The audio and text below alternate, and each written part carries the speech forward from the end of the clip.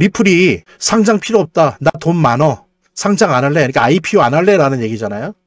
근데 여러분들 아시는 것처럼 리플은 유태인 자금이 초기 런칭 때 많이 들어갔죠. 그 이후에도 중요할 때마다 유태인 자금, 유태인계 은행, 대표적인 게 스탠다드 차타드 비롯해서 영국계 은행들, 유태계 은행들이 처음부터 리플에 투자를 많이 했어요. 이게 돈이 많아요. 게다가 여러분들 아시겠지만 XRP의 50% 거의 가까운 거를 리플이 직접 갖고 있어요. 돈이 많다고요. 그러니까 IPO 당장 필요 없다. 그러면서 어떻게 합니까? 뭐냐면 기업을 사요. 자기한테 필요한 기업을 삽니다. 그런데 중요한 게 리플이 갖고 있는 강점 중에 하나가 뭐냐면 이거는 이더리움보다도 더 뛰어난 강점이에요. 뭐냐면 리플한테 리플 레저, XRP 레저라는 블록체인이 있잖아요. 이 블록체인에다가 블록체인이 아닌 비블록체인 솔루션들, 뭐 예를 들면 은행 솔루션, 증권 솔루션, 자산운용사 솔루션들 많잖아요. 그거는 블록체인은 아니잖아요. 그냥 온라인이지만 블록체인이 아니란 말이에요.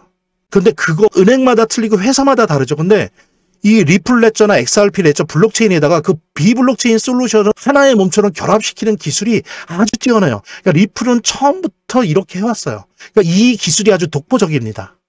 예, 왜냐하면 기관을 위한, 기업을 위한 블록체인을 처음부터 표방을 했거든요.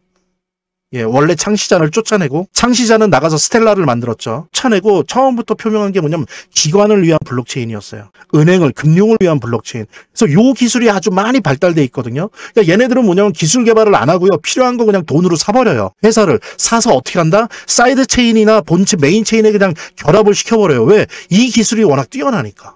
세계 최고입니다. 개발을 할 필요가 없는 거예요. 그러니까 이제 리플이 자신의 기술력에 맞는 방식으로 시장을 만들어 나가는 거죠. 근데 보통들은 어떻게 해요? 이걸 사지 않고 자기가 개발하잖아요. 근데 리플은 돈도 많고 이런 기술이 있다 보니까 리플만의 독특한 시장을 장악해 나가는 방법입니다. 이게 리플의 일단 지금까지는 강점이었어요. 그죠? M&A 한 다음에 리플 레저에 통합시켜서 통합 블록체인 완성하는 거. 그래서 지금 보면은 어떻습니까? 이제 국제송금뿐만이 아니라 섹터 2 뭐예요?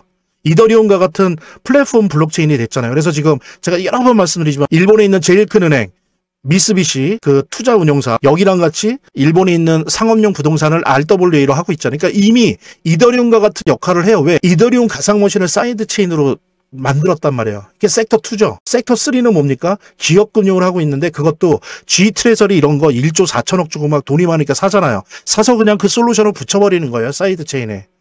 예, 그러면 금융권이 그게 증권사건, 은행이건 아니면 자산운용사건, 선물 옵션하는 이런 커스터디 업체, 보관하는 커스터디 업체건 뭐건 다 그거를 쓸 수 있게 만든다는 거죠.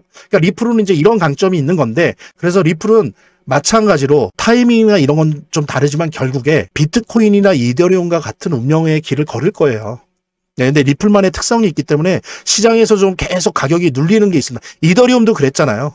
이더리움도 한 4년 동안 별명이 스테이블 코인이었잖아요. 하도 오르지 않아서. 근데 올해 들어와서 엄청나게 올랐죠. 리플도 마찬가지예요. 리플도 여러 가지 이유 때문에 눌리는데 어쨌든 리플도 결국에는 갈 겁니다. 결국에는 비트코인과 이더리움과 함께 갈 암호화폐들이 몇 개 있는데 그중에 뭐 유력하죠. 뭐 솔라나도 있겠고 리플도 있겠는데 어쨌든 갈 거예요. 근데 중요한 건 제가 이 말씀을 드리면서 무슨 말씀을 드리려고 하냐면은 이게 저는 개인적으로 중요하다고 생각하는데 여러분들 전략 매도하는 시기를 언제로 생각하세요? 내가 암호화폐를 투자하고 있다. 그럼 언제 전량 매도할 거냐? 알트코인은 저는 익절한다고요. 익절하고 그걸 다시 비트코인을 산다고요. 그 수익 본 걸로. 절반은 사고 절반은 다시 제가 열심히 돈 번 걸로 합쳐서 다시 투자하고 또 다 매도해요. 근데 뭐는 매도 안 한다? 비트코인은 매도 안 해요, 저는. 비트코인은 어느 경우에도 매도 안 하고 오히려 계속 삽니다, 눌릴 때. 알트코인 이런 거는 이익 볼 수 있을 때 팔아요. 민코인도 그렇고 그러지 않을 경우에는 나머지 비트코인은 안 팔아요. 그런데 여러분들 제가 비트코인마저도 전량 매도를 할 시기가 언제일까 항상 생각을 합니다. 그러면서 공부를 해요. 분석을 하고. 그 중에 하나의 지표가 뭐냐면 리플이 IPO를 하잖아요. 상장을 하잖아요. XRP 말고 리플랩스 회사가 IPO를 한다 그러면은 진짜 한다 그러면 저는 비트코인까지도 전량 매도할 수도 있다. 지표 하나예요. 첫 번째. 그래서 제게 리플은 중요합니다. 물론 리플도 저는 투자하지만 리플은 언제든지 제가 팔 수 있어요. 이익을 보고. 다시 들어가면 되니까. 근데 비트코인은 안 팔거든요. 그런데 비트코인마저도 전량 매도할 수 있는 사인 중에 하나는 뭐냐. 제가 고민할 수 있는 사인은 뭐냐. 리플이 IPO 하려고 할 때. 그리고 실제로 본게도 오를 때 이거는 암호화폐 장이 엄청난 불장이라는 얘기예요. 엄청나게 고평가되고 있다는 거예요. 여러분들 서클이나 이런데 뭐 코인베이스도 그렇고 너무 빨리 상장했잖아요. 물론 그래서 돈 많이 벌죠. 근데 리플은 그런 애들이 아니에요. 작년에도 여기저기 월계에서 IPO 하자 그랬는데 그랬잖아요. 우리 돈 많아 안 할래 그랬잖아요. 하긴 할 거예요.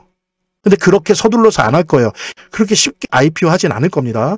그럼 제가 비트코인의 전략 매도를 생각하는 만큼 어쨌든 이렇습니다. 자, 그래서 리플은 좋다. 보유하시라. 가격 지금 좋죠? 물론 4월달 가격은 아니지만 이 정도면 좋은 편이에요. 그래서 너무 가격에 구애받지 말고 여유자금이 있으시면 사셔도 좋습니다. 리플은. 저의 입장은, 저의 관점은 그렇고요. 차트를 제대로 보는 것도 중요하고 또 거시경제 상황들을 보는 것도 중요하고 매우 중요하지만 결국에는 사실은 이 모든 거를 무시하더라도 재단이 어떻게 하느냐가 사실은 이 암호화폐의 성패를 좌우하는 가장 큰 요소라고 하는 거를 우리가 모두 다 느낄 수 있는 거거든요. 그래서 제가 좀 과장을 하면 오히려 암호화폐를 통해서 돈을 제대로 버는 사람들은 물론 차트도 보고 거시경제도 보고 하지만 가장 1차적으로 핵심적으로 보는 게 그 암호화폐를 발행한, 제작하고 있는, 공급하고 있는 재단의 정책과 재단의 상황들을 보거든요. 재단의 어떤 정책들만 봐도 우리들은 이 암호화폐 투자를 통해서 막대한 수익을 얻을 수가 있는 겁니다.